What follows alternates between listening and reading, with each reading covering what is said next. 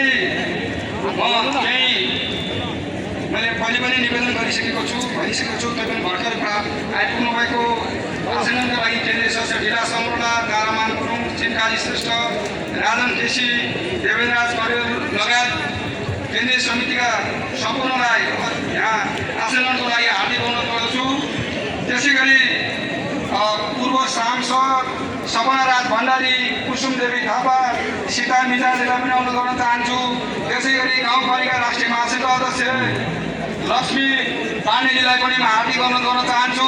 अब मैले ढिलो नगरिकन म यो कार्यक्रमको सहभागी सम्पूर्णलाई, अतिथि सहभागी सम्पूर्णलाई शब्दद्वारा स्वागत गरिदिन हुन नेपाली कांग्रेसको दोस्रो विशेष महाधिवेशनका अभियन्ता, नेपाल विद्यार्थी सङ्घका पूर्व अध्यक्ष, नेपाली कांग्रेसका पूर्व केन्द्रीय सदस्य आदरणीय नेता गुरुराज घिमिरेज्यूलाई स्वागत मन तपाईँको लागि हार्दिक अनुरोध गर्न चाहन्छु। प्राविधिक साथीहरूको ध्यान आकर्षण गर्न चाहन्छु। डिस्प्लेमा राम्रोसँग दृश्य आएन भन्ने कुरा सूचना आएको छ, यसमा हेरिदिनु होला। साथीहरू अनुशासित तरिकाले यो कार्यक्रम सम्पादन गर्नुपर्नेछ। भोलिन्टियर साथीहरूले निरन्तर मेहनत गरिराख्नु भएको छ। म आग्रह गर्न चाहन्छु, मञ्चमा बोलाइएका व्यक्तित्वहरू मात्रै मञ्चमा बसिदिनु भयो भने सजिलो हुन्छ भन्ने साथीहरूको बुझाइ छ।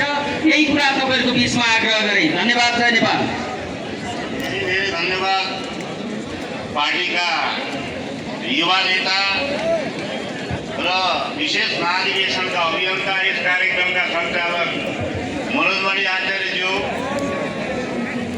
आजको यस ऐतिहासिक क्षण, नेपाली राजनीतिको दुर्लभ क्षण, नेपाली कांग्रेसको इतिहासमा विरलै उपस्थित हुने महत्त्वपूर्ण क्षण, जसलाई औपचारिकता दिन सभापतिको आसन ग्रहण गरिरहनुभएका नेपाली कांग्रेस काठमाडौँ जिल्ला कार्य समितिका सभापति तथा यस विशेष महाधिवेशन हस्ताक्षर अभियन्ता आदरणीय नेता सबुज कृष्ण भानियाज्यू, कार्यक्रममा उपस्थित हुनुभएका नेपाली राजनीतिका केन्द्रबिन्दु, नेपाली युवाहरूका ढुकढुकी र पछिल्लो राजनीतिक आन्दोलनका, चाहे पार्टीभित्रको आन्दोलन होस्, चाहे मुलुकको राजनीतिक परिवर्तनको आन्दोलन होस्, चाहे युवा आन्दोलन होस्, सबै युवा आन्दोलनको केन्द्रीय पात्रको रूपमा रहनुभएका आजको यस कार्यक्रमका केन्द्रबिन्दु नेपाली कांग्रेसका महामन्त्री आदरणीय गगन कुमार थापा, आदरणीय विश्वप्रकाश शर्माज्यू, यस ऐतिहासिक क्षणमा उपस्थित हुनुभएका नेपाली कांग्रेसका श्रद्धेय नेताहरू गोपालमान श्रेष्ठ, तारानाथ भाट, त्यसै गरी अर्जुन नरसिंह केसी, महेश आचार्य, त्यसै गरी ओमकार प्रसाद श्रेष्ठ, 14 सालको ऐतिहासिक विशेष महाधिवेशनका सहभागी र अहिले दोस्रो महाधिवेशनका पनि सहभागी, दोस्रो विशेष महाधिवेशनका अभियन्ता पनि हामीलाई आशीर्वादन दिएर, हामीलाई नेतृत्व दिएर, हामीलाई संरक्षण प्रदान गरेर, हामीलाई प्रोत्साहित गर्ने आदरणीय नेता ओमकार प्रसाद श्रेष्ठज्यू, पार्टीका आदरणीय नेता चन्द्र भण्डारीज्यू, प्रेस मञ्चमा मञ्चासीन केन्द्रीय समितिका आदरणीय नेतागणहरू, केन्द्रीय सदस्यज्यूहरू, निवर्तमान सांसदज्यूहरू, विशेष महाधिवेशन हस्ताक्षर अभियानका अभियन्ता साथीहरू, जिल्ला सभापतिहरू, पूर्व जिल्ला सभापतिहरू,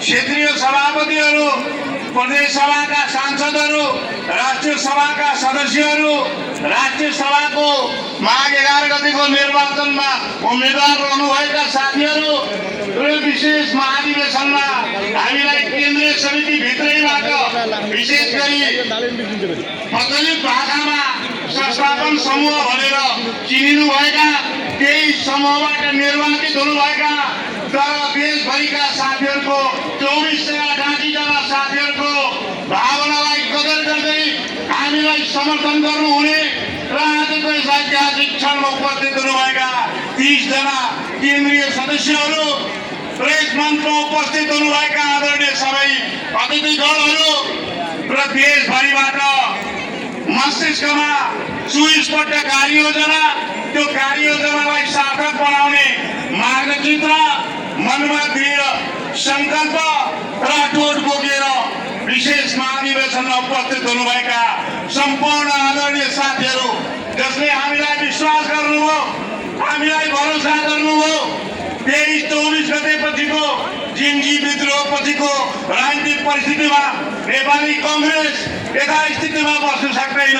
नेपाली कङ्ग्रेसमा परिवर्तन चाहिएको छ, चाहे नेतृत्वको परिवर्तनको कुरा गरौँ, चाहे नीतिगत परिवर्तनको कुरा गरौँ, चाहे वैधानिक संशोधन र परिमार्जनको कुरा गरौँ, चाहे 36 वर्षको राजनीतिको गम्भीर समीक्षाको कुरा गरौँ, चाहे भावी कार्यदिशाको कुरा गरौँ, पार्टीका महामन्त्रीत्व र अभियानकर्ता र केन्द्रीय सदस्य नेताहरूले यसलाई टुङ्गोमा पुर्याउनुहुन्छ, तार्किक निष्कर्षमा पुर्याउनुहुन्छ, परिणाममुखी बनाउनुहुन्छ। नेपाली कङ्ग्रेसमा नयाँ उत्साह र जागरणको सञ्चार गर्नुहुन्छ।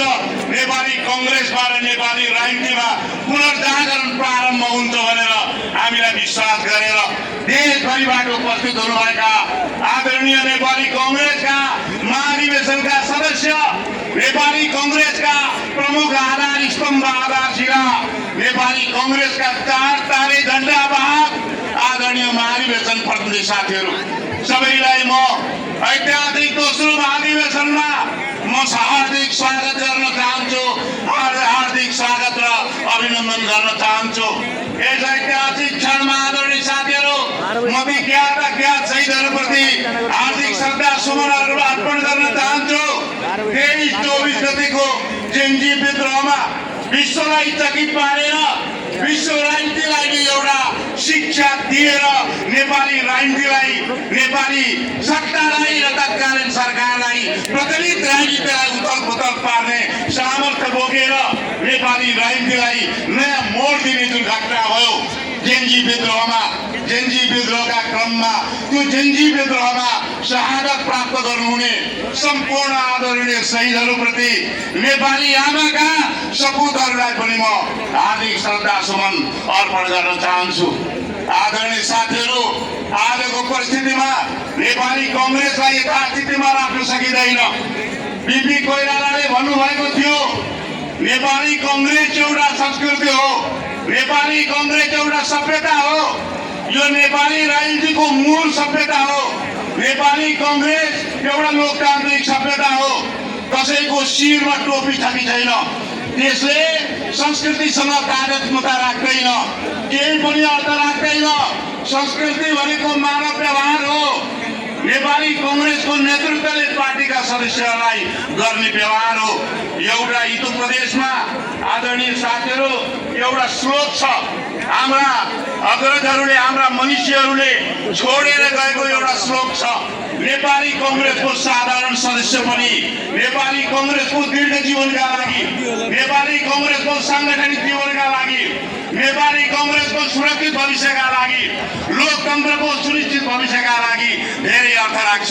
संस्कृतको श्लोकले भन्छ, अमन्त्रम अक्षरम नास्ति, नास्ति मूलम मनौषधम, वैज्ञः पुरुषो नास्ति, योजकस्तत्र दुर्लभ। यसलाई ध्यान दिएर सुन्नु होला। वाल्मिकी क्याम्पस नजिकै छ, वाल्मिकी क्याम्पसका त्यहाँका अध्यक्षहरू पनि यहाँ वरिपरि हुनु होला। म आग्रह गर्न चाहन्छु, अमन्त्रम अक्षरम नास्ति, नास्ति मूलम मनौषधम, वैज्ञः पुरुषो नास्ति, योजकस्तत्र दुर्लभ। कुनै त्यस्तो अक्षर छैन जो मन्त्र पढ्ने क्षमता नहोस्, कुनै मनुष्य त्यस्तो छैन जसमा योग्यता नहोस्, कुनै वनस्पति त्यस्तो हुँदैन जसमा औषधि बन्ने योग्यता नहोस्। काङ्ग्रेसको हरेक सदस्य, काङ्ग्रेसको हरेक महाधिवेशन सदस्य, काङ्ग्रेसको हरेक कार्यकर्ता र हरेक चाहिँ काङ्ग्रेसको आन्तरिक जीवनमा क्रियाशील भएको व्यक्तिमा क्षमता हुन्छ। पार्टी सभापतिज्यूलाई, आदरणीय शेरबहादुर देउवाज्यूलाई आजको ऐतिहासिक क्षणमा उभिएर कार्यवाहक सभापति पूर्णबहादुर खड्काज्यूलाई म आज आग्रह गर्न चाहन्छु। आज मसँग तिक्तताको भण्डार दिएको छ, मसँग आज धेरै नराम्रो बोल्ने शब्दको कुनै भण्डार छैन, डिक्सनरी छैन। आउनुहोस्, यो विशेष महाधिवेशनलाई 100% को महाधिवेशन बनाऊ, आन्तरिक एकतालाई प्रवर्धन गरौँ। आगामी फागुन 21 गतेको संसदीय निर्वाचनलाई ऐतिहासिक विजयमा दिग्विजयमा परिणत गर्नका निम्ति यो क्षणलाई तपाईँहरू नजरअन्दाज नगर्नुहोस्। दोस्रो विशेष महाधिवेशनलाई नजरअन्दाज नगर्नुहोस्। बिपी कोइराला र सुबोध शमशेरले मिलेर चलाएको पार्टी, उहाँहरूले हुर्काएको सभ्यता, उनीहरूले छोडेर गएको नाचो, उहाँहरूले गरेको अभ्यास र विधानको व्यवस्थालाई हामी सबै मिलेर यो विशेष महाधिवेशनलाई उत्सवको रूपमा प्रयोग गरौँ। हामी कसैलाई पनि यो महाधिवेशनमा हार्दिक स्वागत गर्न तयार छौँ। आदरणीय साथीहरू, प्रजातन्त्र बडो सन्तुलित व्यवस्था हो। बिपी कोइराला भन्नुहुन्छ, विरोधीहरूका लागि पनि कुरा सुन्ने, विरोधीहरूका लागि पनि ठाउँ दिने सहनशील व्यवस्था हो। विरोधीहरूले भनेको कुरा पनि ठिक लाग्यो भने ठिक हो भनेर स्वीकार गर्ने बिपी कोइराला भन्नुहुन्छ। यस्तो सन्तुलित व्यवस्था, यस्तो सन्तुलित पार्टी, यस्तो सहनशील पार्टी आज एउटा पक्षलाई निस्तेज गर्ने ठाउँमा कसरी पुग्यो? त्यो ठाउँमा कसरी पुर्याउनु भयो? पार्टीका एक थरी नेता जो हामीलाई गाली गर्नुहुन्छ, हामीलाई आरोपित गर्नुहुन्छ, म विनम्रतापूर्वक आग्रह गर्न चाहन्छु, हामी माथि पत्थर फ्याँक्नु भएको छ। म फुलको थुङ्गा फालेर उहाँहरूलाई भन्न चाहन्छु, हामी आन्तरिक एकतालाई प्रवर्धन गर्न चाहँदैनौँ। हामी त तपाईँहरूले फालेका पत्थरहरूलाई जम्मा गरेर काङ्ग्रेसको घर बनाउन चाहन्छौँ। काङ्ग्रेसको हरेक सदस्यको जीवनलाई, राजनीतिक जीवनलाई सुरक्षित पार्न चाहन्छौँ। एकताबद्ध काङ्ग्रेस चाहन्छौँ, बलियो काङ्ग्रेस चाहन्छौँ। परिबाट अलग्गै चिर्न सक्ने उज्यालो आभा मण्डल भएको बिपी कोइरालाले चाहिँ नेपाली कङ्ग्रेसलाई त्यस्तो बनाउनु भएको रहेछ। राजा महङ्गले भनेको कुरा हो यो, म काङ्ग्रेस परिबाट चिन्छु। हामीलाई आज त्यस्तो काङ्ग्रेस चाहिन्छ, शिर ठाडो भएको, उच्च आत्मविश्वास भएको, उच्च स्वाभिमानका साथ उभिएर लोकतन्त्रको लडाइँ लड्न सक्ने र पार्टीको आन्तरिक लडाइँ लड्न पनि सक्ने। हामीले भनेकै थियौँ, जुन बिन्दुमा नियमित महाधिवेशन अवरुद्ध हुन्छ त्यही बिन्दुमा विशेष महाधिवेशन प्रारम्भ हुन्छ हामीले भनेका थियौँ। आज हामीले वचन पुरा गरेका छौँ।